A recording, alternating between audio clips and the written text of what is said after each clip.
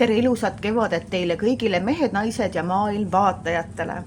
Tulen siit kasvuhoonest otse eetrisse, otse kaamerasse, et ära rääkida üks öine, unenäoline lugu, ennem kui see mul meelest ära läheb. Mõtlesin seda teiega jagada. Nimelt, kuna ma kohtun inimestega üliharva ja ülivähe, siis ma teen oma vaataja, abistaja, lahendaja, nägija, tervendaja, kanaldaja tööd rohkem unes. Ehk siis ma ei peagi oma füüsilise keha aega ja mateeriat raiskama, selle jaoks, et inimeste ja nende lugudega kohtuda, aga ma teen seda öösel une pealt ja lahendan seal siis lugusid. Ja räägin teile siis täna öise unenäolise loo, mis sai omamoodi lahenduse. Nimelt minu juurde jõudis üks mees ja naine. Tegu on siis minu unenäoga, aga ma räägin teile, kuidas ma unenäos tegelen siis lahendustervendustega. Üks mees ja naine oma alaealise lapsega, alla 7-aastase lapsega, kellel oli selja peal midagi, millest nad jagu ei saanud. Ja ka nahaarst sellest jagu ei saanud, et juba mõnda aega, paar aastat või niimoodi on lapse selja peal miskit ja see tuleb välja huvitaval moel, et alguses nagu arvati küll, et tegu on allergiaga või lausa kalaallergiaga või siis vürtsise kala, ehk siis kas vürtsikilu või soolaheeringa või sellise, et kui laps seda näeb või maitseb või sööb või seda, siis talle tuleb selja peale midagi, millel ei ole justkui seletust või lahendust või et millega see kõik võiks nagu seotud olla. Ja vaatan ma seda meest siis seal unes ja vaatan seda naist ja vaatan seda last ja küsin, et on alla 7-aastane ja on alla 7-aastane. Miks ma seda oma unenäos küsin, on see, et lapsed alla 7-aastaselt on veel ühenduses eludevahelise eluga, ehk siis nad ei ole veel oma füüsilisse mateeriasse veel niivõrd ära irdunud, vaid nende keha on seotud veel eludevahelise eluga, ehk siis enne seda, kui nad tulid kehasse, siis 7 aastat läheb ühel vaimul nii-öelda kehastumiseks, kehasse kohale jõudmiseks. Läheb 7 aastat, maises keeles, ta võib olla ka 6 aastat, ta võib olla ka 10 aastat, aga ma räägin siukene keskmistest siis, jah. Ta tuleb kehasse, siis on see 7 aasta vältel on siis ilmestuvad kõik selle kehasse tulemise algprogrammid aktiveeritakse, et kõik, mis selle lapsel juhtub, toimub, lapsetuba, kõik on see nagu eksamiteks ülesse valmistus, ülesse seadistus, siis on kuni 33. eluaastani on eksamite läbikäimine ja siis alates 33. eluaastast, kui ajupoolkerad hakkavad omavahel sünopsiseid looma, ehk siis hakkavad ühenduma, ehk siis sinu loomeenergia ühendub sinu materiaalse paradigmaga. See toimub alles peale 33. ja mõnel alles peale 38. 9. peale 40. hakkab see toimuma ja ta toimub jupp aega. Aga kui närvisüsteem seda muidugi lubab, selle jaoks peab olema juba närvisüsteem viidud piisavasse tasakaalu tervendusse, et see ajude vaheline sünopsis üldse saaks toimuda, sest suurem ja kui inimesi on, närvisüsteem on alaenergiata, ta on infaltiivne närvisüsteem, ehk siis ta on, ta ei jõuagi selles elus aju poolkerade sünopsisteni. Aga ma läksin praegu unenäost välja korraks. Ehk siis küsisin, et kas tõesti alla 7-aastane ja alla 7-aastane, siis ma saan teada, et tegu on ju eludevahelise eluga ja tegu on nii-öelda, kui iga meie järglane on meie uus kehastus. Ehk siis, kui mina olen nagu vana kehastus, siis minu lapsed on minu uusversioonid ja nende lapsed on minu uusversioonid minust ja minu lugudest ja minu sugupuust. Ehk siis ei olegi nagu tulevasi elusid ja eelmiseid elusid, vaid on sinu vanemad ongi sinu eelmised elud ja sinu verelähedased on sinu üle-eelmised elud. Kõige lähedasemad kõrvalparalleelsused. Kõige lähedasemad kõrvalparalleelsused. Ehk siis mille pärast ongi meie kõige lähedastematega kõige justkui raskem ja kannatuslikum ja keerulisem, sest et iga sinu järglane teeb neid eksameid, milles sina selles elus oled läbi kukkunud, eitanud, põgenenud, maha salanud või milles ka su närvisüsteem toime ei tulnud, aga sinu uus kehastus proovib seda uuesti ja uuesti senikaua, kui see korda tuleb. Ehk siis tütar ja tema selja peal siis ilmestub see kalaga ja just nimelt sellisema vürtsisema ja piprasema ja äädikasema kalaga või soolakalaga, ehk siis juba nagu selline, mitte see kala, mis nagu vaatan akvaariumis kala ja mul läheb selg kärna, vaid ikka see kala, mis nagu juba nii-öelda peaaegu toidulauale pannakse. Vat. Nii, ja unenäos ma tegelen siis nagu lahenduste nägemisega, lahenduste otsimise, lahenduste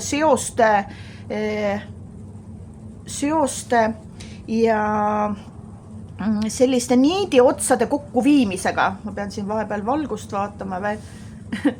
Nii, ja küsisin siis, et kellel teist ema-isa käest siis, et kellel teist on nii-öelda kas ema-isa või vanaema, vanaisa või keegi väga lähedane onudest, tädidest, vereliiniga on seotud rohkem, oli seotud kalaga ja oli seotud, ta ei pea olema otseselt nagu merendusega, aga kala tuleb, eriti veel räim ja heeringaga oli see lugu seotud, et ta on ikkagi nagu merekala. Ja kes armastas väga räime või heeringat või kelle lemmiktoiduks oli räim või heeringas või kes lausa nagu oligi kalur ja räime ja heeringaga ja et mees ja naine vaatavad üksteisele otsa ja naine puhkeb siis nagu naerma ja ütleb, et jaa, tema vanaisa oli kunagi, tema lemmikstoiduks oli vürtsikilu ja soolaheeringas ja keedukartul ja seda tema lapsepõlves ka ise, see naisterahvas siis sai palju süüa sellist ja see oli tõesti nagu maitsev ja naisele siiamaani see peabki lapsepõlve armastuse toiduks. Nii, aga lugu ongi selles, et armastuse toiduks, mida see naisterahvas ka nüüd kodus palju ette valmistab ja lauale paneb, aga tema tütar siis nimelt ta sööb ja maitseb ja peale seda tulevad selja peale sellised allergiamoodustisega märgistused. Ja siis ma nagu räägingi, et aga mis lugu sul selle vanaisaga on, et kas ta oli kuri või oli ta väga hea, kas ta oli nagu selline vihatud ja tõugatud vanaisa või armastatud ja hoitud ja väga usaldusliku läheduse suhtega vanaisa. ja naisterahvas uuesti puhkab nagu juba pisarates naerma, ütleb, et jaa, see oli tema lemmik vanaisa ja tema kasvas temaga ja see vanaisa väga armastas ja hoidis teda ja kui vanaisa nagu pani keedukartuli ja nagu soolaheeringa hapukoorega lauale, siis vanaisa oligi öelnud, et lauale pannes, saldrikut lauale pannes, oli öelnud lause, et see ongi armastus ja vanaisa oli nimelt juba nagu 2-3 aastat lahkunud olnud. Ja siis ma nagu unenäos viisingi kokku, aga selle lähedusliku usalduse suhtega küsisingi naisterahva käest, et kas sa nagu väga-väga igatsed oma vanaisa. Sa ütlesid, jaa, et et leinaperiood oli väga raske ja siiamaani 2-3 aastat vanaisa on lahkunud ja tema oli nagu kõige usaldusväärsem armastuse kehastus tema jaoks nagu maa peal. Ja siis ma nagu ütlesingi, et aga lugu ongi selles, et sinu lein on vaja lõpetada ja vanaisa on vaja lahti lasta, et iga kord, kui sa keedukartult teed ja vürtsikilu või soolaheeringa ja sibula ja hapukoorega oma last kostitad, siis sa tegelikult tegeled läheduse, usalduse, kiindumuse väljendusega oma lahkunud vanaisale. Aga vanaisa on lahkunud ja vanaisa üritab sulle nagu tagasisidet anda, aga kuna sina ei ole enam nagu oma täiskasvanud kehastuses niivõrd eludevahelise lahkunud inimestega enam ühenduses, aga sinul tütar on alla 7-aastane, kes on veel eludevahelises elus nii-öelda avatud vormis, siis su vanaisa kirjutab tema seljale nagu justkui sinule armastuskirjasid. Sest et need märgid, mis lapse selja peale ilmuvad, need ei olnud üldse allergia moodi, need olid justkui tõesti keegi üritab midagi joonistada või kirjutada.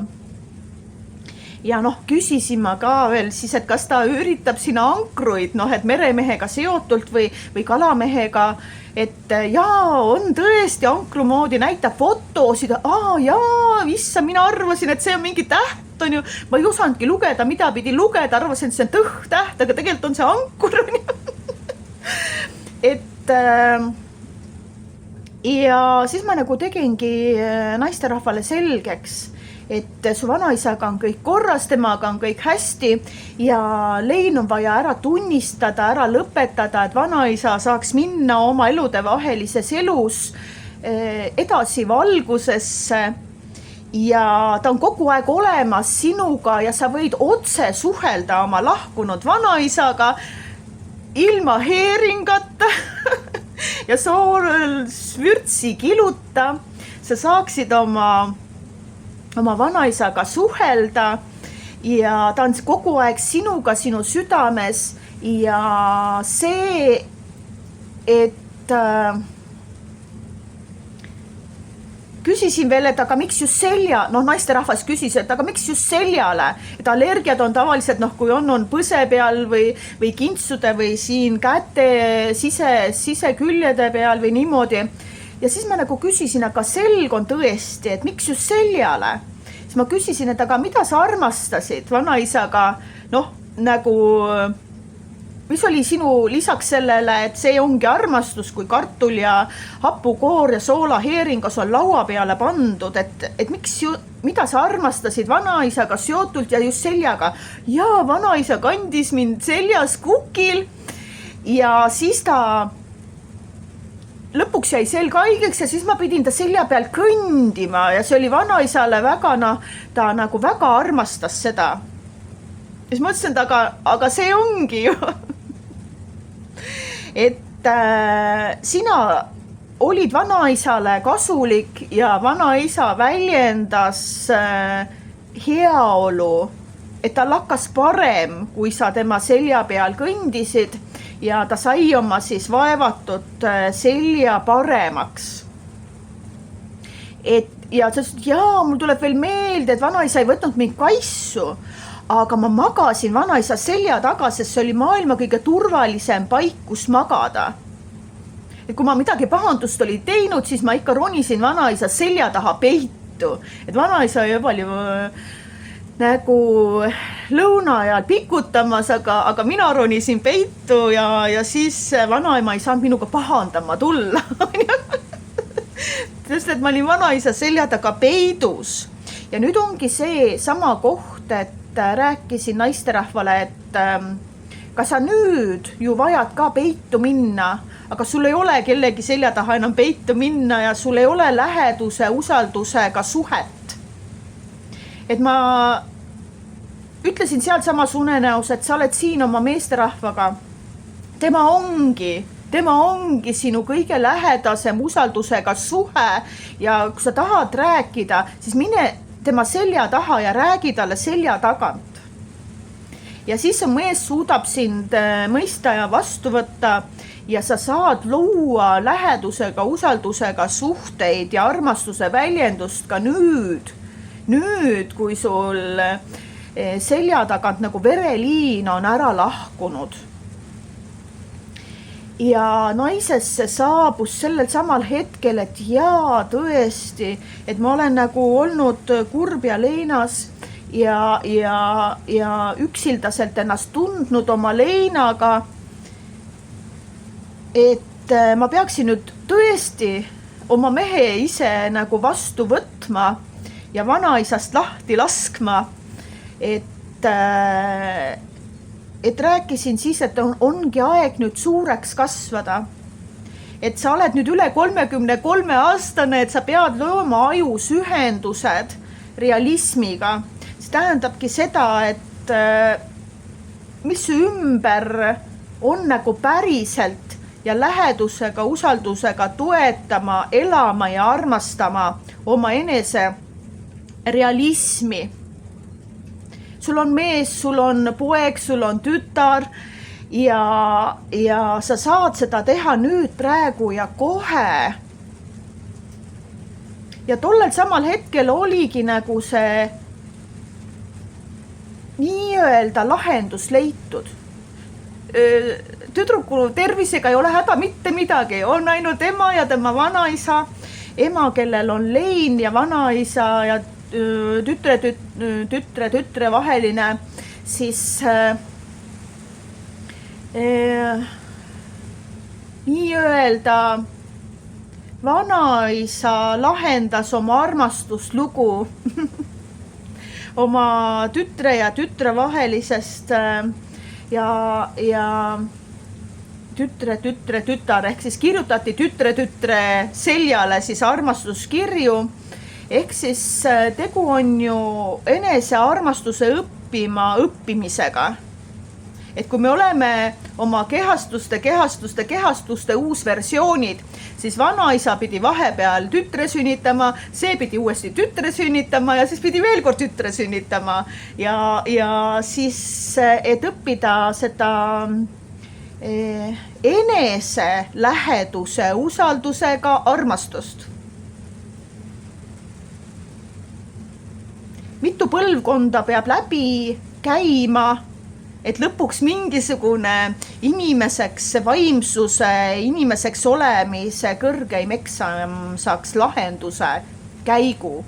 Mõnikord me vajame selle jaoks eksami juhendajat, kes meile näitab, mis on laua peale pandud. Kui sa ei vii kokku vanaisa, sa ei vii kokku heeringat, sa ei vii kokku selja peal, sa võid lapsel tervis, sa lähed lapse tervisega arsti juurde, arst ei tea sinust, su vanaisast, su heeringast midagi ja su läheduse, usalduse katkemisest ka ei teada midagi. Tema annab sulle kreemid, allergiarohud, mis ei toimi, on ju. Sa vajad suuremat pilti, et näha, milline pusletükk, millise tükiga kokku jookseb, et täis pilti nägema hakata ja südame rahusse. Jaa, issand kui hea see on praegu, et sealt samas unenäos sai lahenduse naine sai oma leina näha, ta sai oma läheduse usalduse katkemist näha, taasühenduse loomist kogeda, ta sai vabastada tütre, oma enese tütre sellest eksami väljakutsest ja ta sai lahendada oma enese elu jooksul, ennem kui tütar hakkab jälle kord lahendama seda eelmiste elude lugu, lahendamata lood, mida me pärandame edasi oma lastele, lastelastele, oma vereliinile. Vaat selline lugu siis täna öösel sai lahenduse. Mina ei tunne seda naisterahvast, seda meest, seda last, ei ole teda elu sees näinud, aga kui sina tunned ja tead seda lugu, võib-olla sinu enda lugu on see, kes sa vaatad praegu seda saadet, sest et minu unenäkku jõuavad ju inimesed, kes on mingi otsaga, mingi võimalikkusega ikkagi nii-öelda kõrgema poole pöördunud. Kui mina olengi teejuhtide teejuht, siis teejuhid on olemas maised teejuhid, kelle juurde saab füüsiliselt minna ja on olemas teejuhtide teejuhid, kelle poole saab pöörduda kõrgemal tasandil ehk taotlusega nagu Jumala poole palves pöörduda ja igal loojal on oma käsilased, kellele see nagu siis ära jaotatakse ja täna öösel sain mina sellise nii-öelda nagu pusle endale lauale, mis ilusa lahenduskäigu leidis.